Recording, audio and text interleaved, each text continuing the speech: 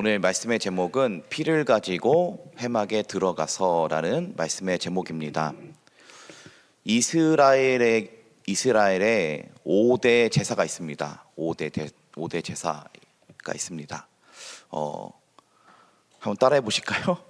번제, 소제, 화목제, 속제제, 속건제.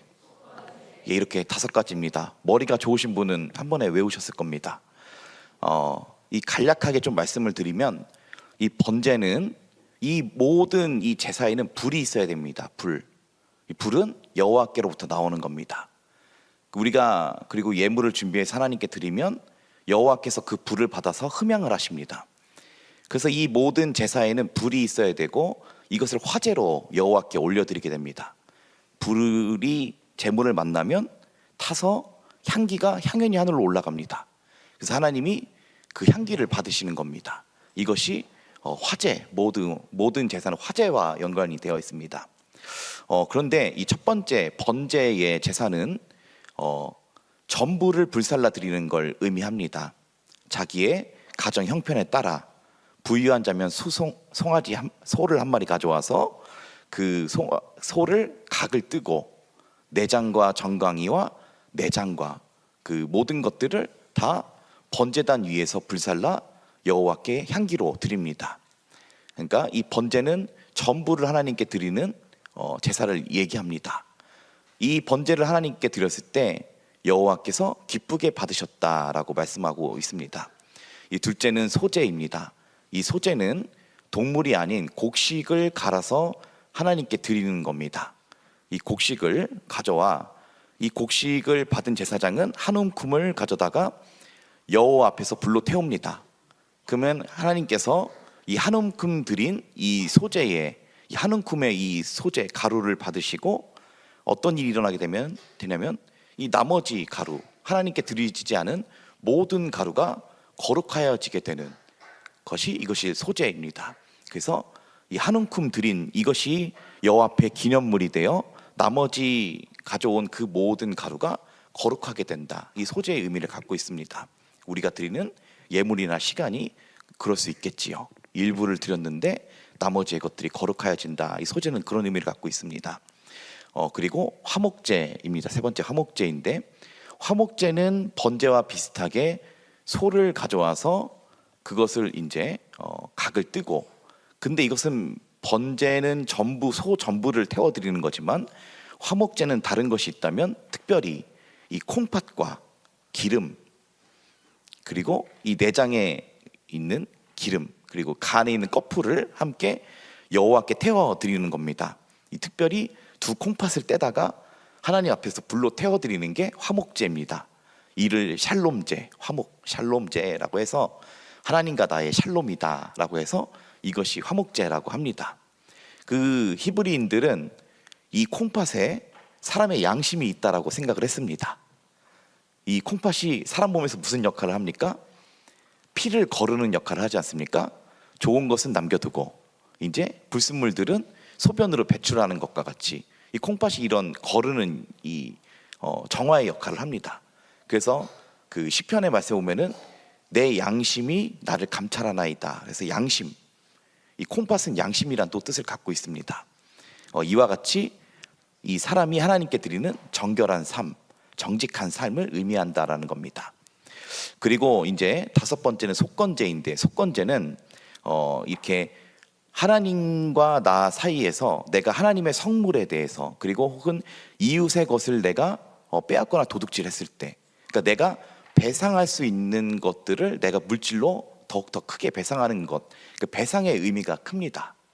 그리고 이제 오늘 말씀을 전할 이 속죄제는 사람이 갚을 수 없는 죄에 대해서 하나님 앞에 기념하여 소를 드리게 되는데, 이 특별히 피를 드리게 된다라는 것에 이 큰 의미를 갖고 있습니다.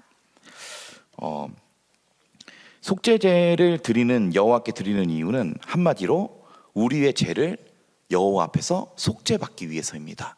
용서를 받기 위해서 드리는 것이 속죄제입니다. 그래서 이 속죄제는 앞서 말씀드린 번제나 소제나 화목제보다도 더 복잡하고 까다롭습니다. 이 속죄제의 과정을 살펴보면은 번제도 들어가 있고요, 화목제도 들어가 있고, 그리고 더군다나 거기에 피를 가지고 행하시는 예식이 있습니다. 그리고 오늘 읽어본 이 4장 12절 말씀에 보면은 이 송아지의 육체는 그 번제단에서 불사르는 게 아니라 영문 밖으로 끌고 나가서 태워드린다.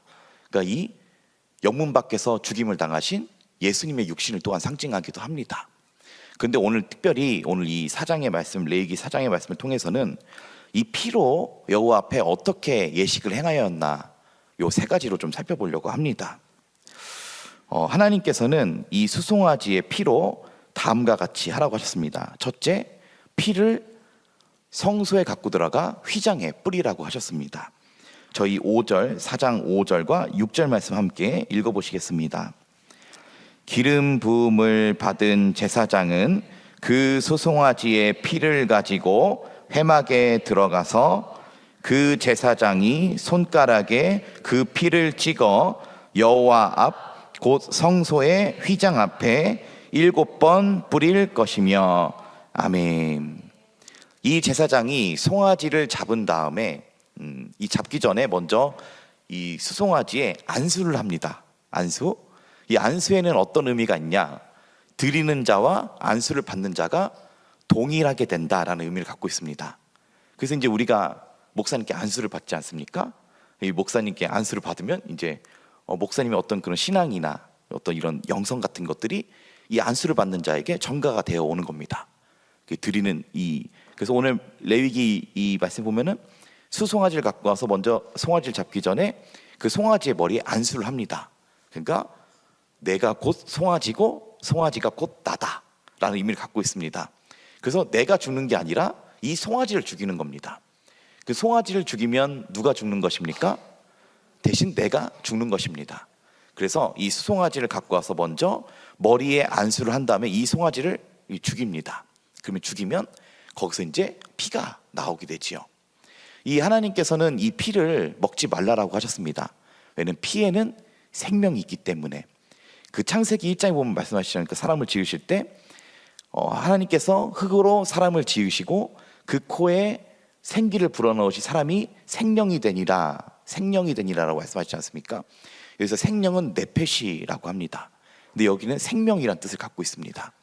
근데 하나님께서 출애굽기와 레위기 말씀 보면은 피를 먹지 말라. 피에는 생명이 있다. 네페시가 있다라고 말씀하셨습니다. 그러니까 피에는 생명이 있기 때문에 피를 먹지 말라라고 하셨습니다. 그래서 오늘 말씀 살펴보면은 우리의 죄를 속하기 위해서 수송아지가 죽어서 대신 그 수송아지의 피를 여호와 앞에 드리는 겁니다. 그런데 그 첫 번째로 먼저 제사장이 그 피를 취하여 하나님의 성소에 들어가게 됩니다. 그리고 오늘 읽은 5절과 6절 말씀처럼 이 제사장이 처음에 가장 먼저 하는 것은 이 피를 찍어 성소의 휘장 앞에 7번 뿌리는 겁니다. 7번. 한 번 뿌리는 게 아니라 7번을 뿌렸다라는 겁니다. 그래서 이 7번 뿌렸다는 것은 이 완전수 7을 얘기하는 것으로서 하나님 앞에 온전히 이제 뿌렸다라는 뜻을 갖고 있는데요. 이 성막을 보시면은 성소와 지성소로 나뉘어져 있습니다. 그래서 이 제사장이 이 성소에 들어가면은 지성소 안에는 들어갈 수가 없습니다. 가장 마지막으로 보는 것이 지성소와 성소를 가리는 휘장입니다. 휘장. 사람이 하나님을 직접적으로 대면하면 어떻게 됩니까? 죽습니다. 그렇기 때문에 그 지성소 안은 하나님께서 임재를 하시는 곳이고 제사장이 그 휘장 앞에 와서 하나님 앞에 이제 제사를 드렸습니다. 그런데 이 제사장이 피를 가지고 들어가서 그 지성소와 성소를 가리고 있는 휘장에 그 피를 7번 뿌렸다라는 겁니다. 여러분, 이 휘장은 예수 그리스도의 육신을 상징합니다. 성소와 지성소를 나누는 휘장. 이는 예수님의 육신을 상징합니다. 그래서 예수님이 십자가 위에서 죽으셨을 때 뭐가 찢어졌습니까? 휘장이 위로부터 아래까지 쫙 찢어졌습니다. 휘장이 더 이상 온전하게 서 있을 이유가 없는 것입니다.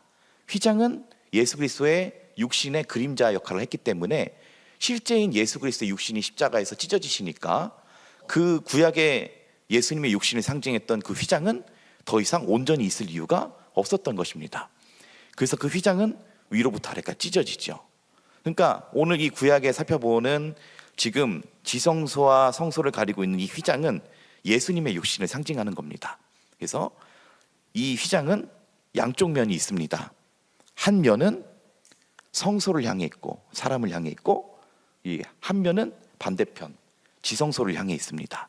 우리 주님이 그런 역할을 하셨다는 겁니다. 한 면은 사람을 향해서, 한 면은 하나님을 향해서, 그리고 하나님과 사람 사이에 서서 중보자의 역할을 하셨다는 겁니다. 다리의 역할을 하셨다는 겁니다. 휘장의 역할. 그래서 이 제사장이 피를 가지고 성소에 들어가 그 휘장, 예수 그리스도의 육신의 상징하는 그 휘장에 피를 뿌립니다. 자, 여러분, 송아지의 피가 거룩합니까? 성막 안에 있는 지성소와 성소를 나는 그 휘장이 거룩합니까? 잠깐 좀 생각해 보려고 질문 드린 건데요, 저도 약간 헷갈리긴 하는데 아마도 그래도 휘장이 거룩하지 않을까 생각을 해봤습니다. 하나님의 성막 안에 있기 때문입니다. 피는 송아지 바깥에서 갖고 온 거 아닙니까? 아무 흠없는 송아지긴 하지만, 그래서 이것을 묵상을 해봤을 때, 그럼 휘장은 예수 그리스도의 육신을 상징하는데 왜 굳이 거기에 피를 뿌려야 했을까를 생각을 하다 보니 이 생각이 들었습니다. 이 피는 그냥 피가 아닙니다. 이 피는 뭘 상징하는 겁니까? 죽임당하신 예수님의 피를 상징하는 겁니다. 그러므로 피는 송아지의 피지만 피도 거룩하고 피 뿌림을 받은 그 휘장도 거룩한 겁니다. 이 둘이 합하여 이 제사장이 피를 가지고 휘장에 뿌렸다는 것은 피 묻은 예수 그리스도의 육신을 상징하는 겁니다. 고난당하신 예수님의 육신을 상징하는 겁니다. 피 범벅이 된 예수님의 육신을 상징하는 겁니다. 그가 왜 피를 흘리셨습니까?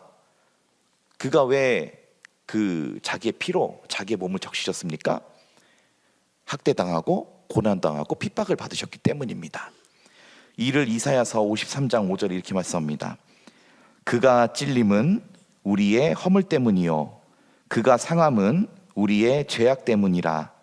그가 징계를 받음으로 우리는 평화를 누리고 그가 채찍에 맞음으로 우리는 나음을 받았도다. 아멘. 여러분, 예수님이 피 흘리시고 찢김당하신 이유는 우리가 평화를 누리고 우리가 나음을 잊기 위해서입니다. 예수님이 피 흘리신 이유는 우리로 낫게 하시려고 피 흘리셨다는 겁니다. 여러분, 마음이 어지럽고 육신이 괴롭고 또 우리 영혼이 어지러울 때 십자가에 못 박혀 피 흘리신 예수님을 바라보십시오.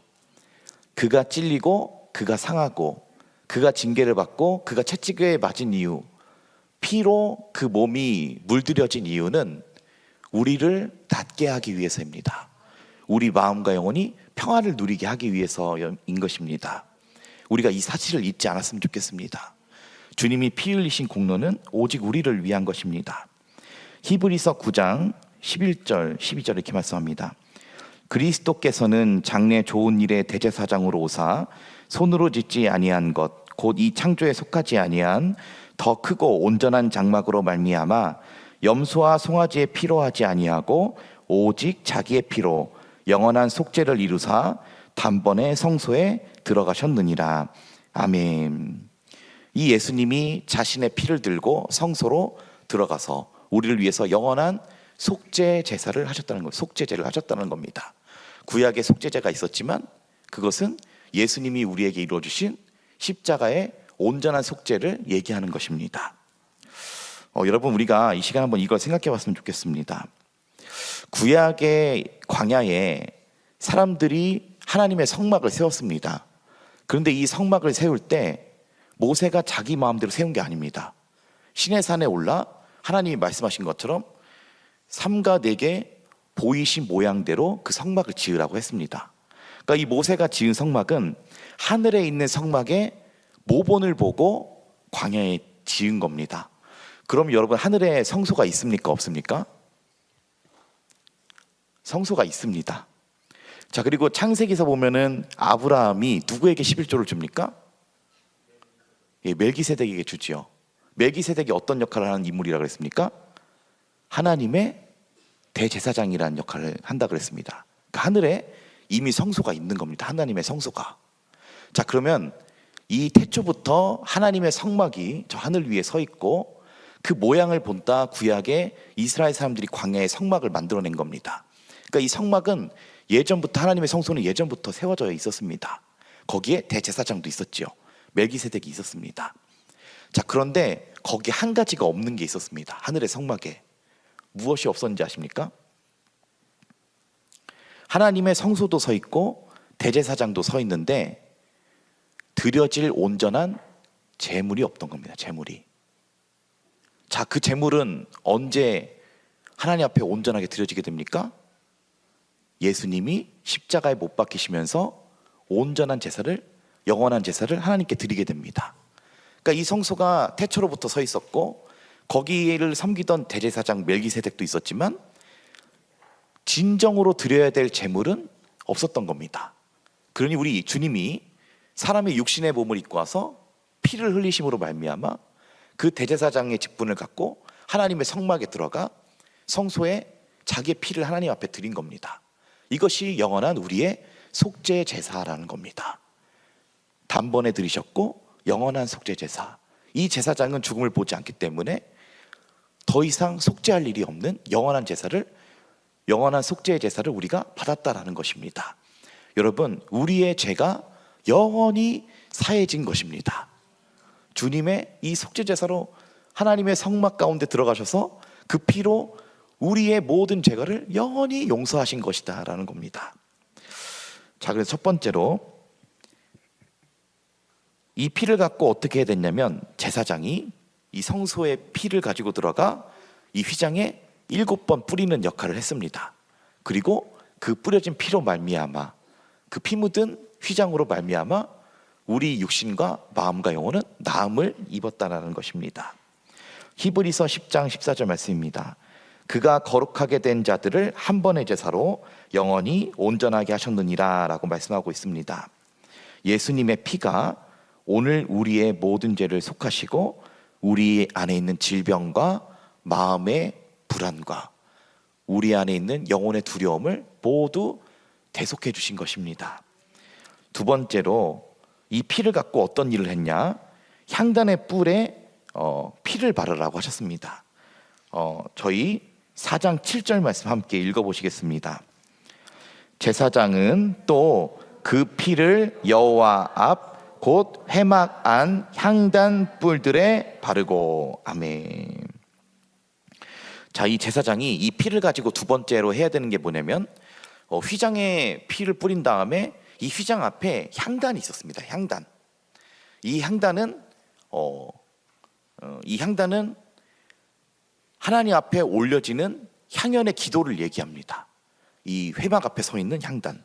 그래서 이 제사장이 맨날 이 향단에 불을 붙여서 하나님 앞에 이 향기를 드려야 했습니다. 그러니까 이 성도의 기도가 이 향단을 통해서 하나님 앞에 올라가고 여호와께서는 회막에서 말씀하셨던 것입니다. 여러분, 이 향단은 기도의 향기를 상징합니다. 기도의 향기. 이 기도의 향기를 드리는 이 향단도 그 송아지의 피로 발라 거룩하게 하는 이런 일을 해야 됐다라는 겁니다. 그래야 이 향연이 하나님 앞에 온전히 올라갈 수 있었기 때문입니다. 여러분, 우리가 하나님 앞에 기도를 할 때 먼저 이 피를 발라야 합니다. 피를. 우리가 하나님 앞에 기도를 할 때 하나님 앞에 온전히 우리의 기도의 향연이 하나님 앞에 올라가려면 이 향단이 피로 말미암아 피가 발라지는 이 거룩함을 우리가 입어야 된다는 겁니다. 그래서 우리가 하나님 앞에 기도할 때 먼저 우리의 죄를, 우리의 더러움을 씻어달라고, 그리스도의 보혈의 피를 발라달라고 먼저 기도를 해야 된다는 것입니다. 우리의 기도가 하나님 앞에 응답되지 못하는 것은 우리와 하나님 사이에 벽이 있기 때문이며 우리와 하나님 사이에 죄라고 하는 벽이 세워져 있기 때문입니다. 그러므로 오늘 우리가 기도를 할 때 먼저 우리 앞에 이 향단에 바르는 이 피같이 우리의 이 마음과 영혼에 주님의 피를 발라달라고 기도하고 함께 기도해야 된다라는 것입니다. 이 두 번째로 이 피를 가지고 성소에 들어가 이 향단에 피를 바르는 이런 일을 했습니다. 이 셋째로 7절 마지막 7절 말씀 다시 한번 읽어보시도록 하겠습니다. 제사장은 또 그 피를 여호와 앞 곧 해막한 향단 뿔들에 바르고 그 송아지의 피 전부를 회막 문 앞 번제단 밑에 쏟을 것이며 아멘. 이 피를 가지고 세 번째로 해야 될 일은 이 나머지 남은 송아지의 피를 번제단 밑에 쏟는 일입니다. 이 피를 다른 데 쓰는 게 아니라 먼저는 휘장에 뿌리고 그 다음에 향단의 뿔에 바르고 그리고 마지막으로는 그 회막 바깥에 있는 번제단, 불타고 있는 번제단 밑에 쏟으라고 하셨습니다. 이 번제단 밑에 쏟아진 피 그리고 땅에 쏟아진 피는 이 어떤 의미를 갖고 있냐면은 이 피, 이 생명을 다시 여호와께로 부어드린다라는 의미를 갖고 있습니다. 하물며 피에는 생명이 있다라고 하지 않았습니까? 그러므로 이 그리스도의 피를 다른 데 쓰는 게 아니라 다시 하나님께로 부어드립니다라는 의미를 갖고 있습니다. 생명을 다시 하나님께로 드린다라는 의미를 갖고 있습니다. 여러분, 우리도 이와 같이 우리가 가지고 있는 생명을 하나님께 부어드리는 저와 여러분이 되시기를 소원합니다. 그리스도께서도 자기가 받으신 그 생명을 다 자기를 위해 쓰시지 않으셨습니다. 자기의 피를 갖고 성소에 들어가시고 또한 자기의 나머지 피는 모두 이 땅에 쏟으셨습니다. 나머지 다 쏟으신 것입니다. 다시 하나님께 자기 생명을 드린 것입니다.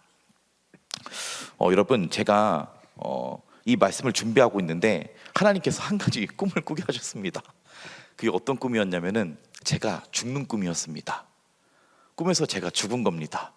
그래서 하나님 앞에 불려갔습니다. 그래서 하나님께서 물어보시는 겁니다.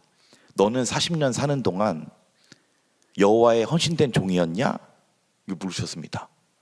제가 울었습니다. 통곡을 했습니다. 죽어서 생각을 해보니까 하나님 앞에 헌신되게 산 게 하나도 기억이 안 나는 겁니다. 그래서 통곡을 하니까 하나님이 그런 말씀하십니다. 저 천국은 여호와께 헌신된 종들만 들어가는 것이다. 이런 말씀하시는 겁니다. 그래서 하나님 앞에 얼마나 부끄럽고 회개했는지 모릅니다. 제가 이 꿈을 꾸고 나서 내가 여호와의 종으로 살았나?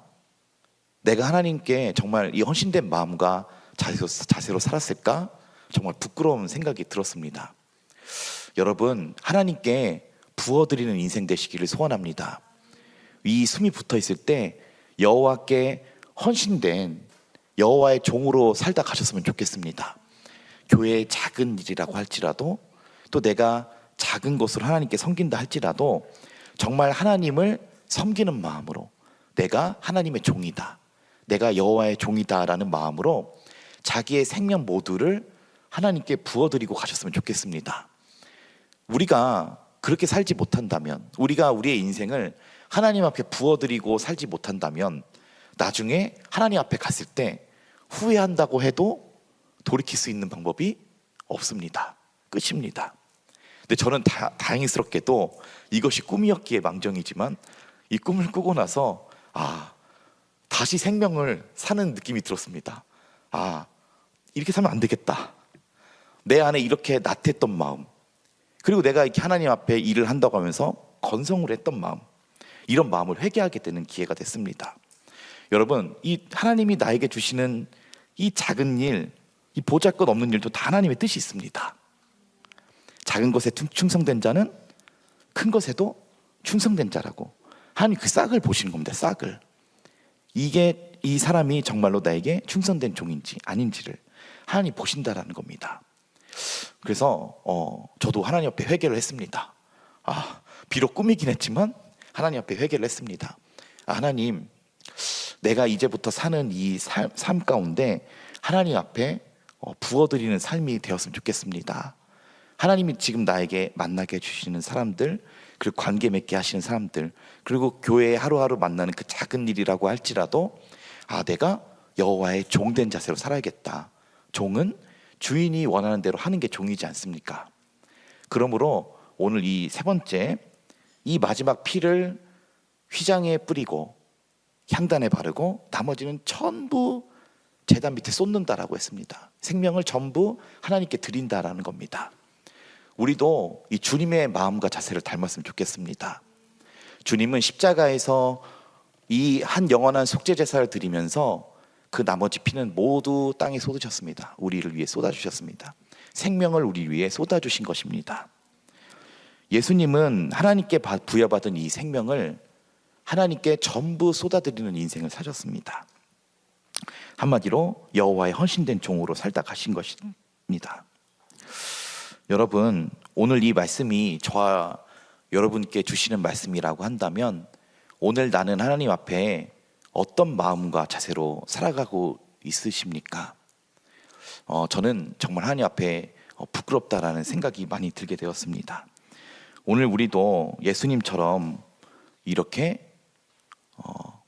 드려지는 인생, 자기의 전부를 부어드리는 인생이 되시기를 소원합니다. 오늘 말씀을 좀 마무리하도록 하겠습니다. 오늘 말씀을 통해서 이 피는 그리스도의 보혈을 상징합니다. 그리고 이 보혈로 말미암아 우리에게 세 가지 변화가 일어나게 됩니다. 첫째, 피를 휘장에 뿌렸습니다. 이는 예수님의 피 묻은 육신을 상징하며 이 피 묻은 예수님의 육신으로 말미암아 우리의 영혼과 마음과 육신의 나음과 평화를 입었음을 말씀해 주시고 있습니다. 우리의 마음과 영혼과 육신의 변화가 일어났다라는 것입니다. 둘째로 이 피를 향단에 발랐습니다. 이 향단은 하나님 앞에 올려져 가는 기도의 향단을 말씀합니다. 그러므로 오늘 우리가 기도하기 전에 먼저 이 그리스도의 피로 우리의 이 영혼과 우리 기도의 자세가 먼저 하나님 앞에 이렇게 씻김 받기를 소원합니다. 그리고 세 번째로 이 피를 번제단에 쏟았습니다. 이 남은 피는 전부 여호와께 부어 드렸습니다. 우리의 이 남은 생명을 여호와께 전부 부어 드리는 이런 헌신된 마음의 변화가 있기를 소원합니다. 저희 찬양 드리고 함께 기도하도록 하겠습니다.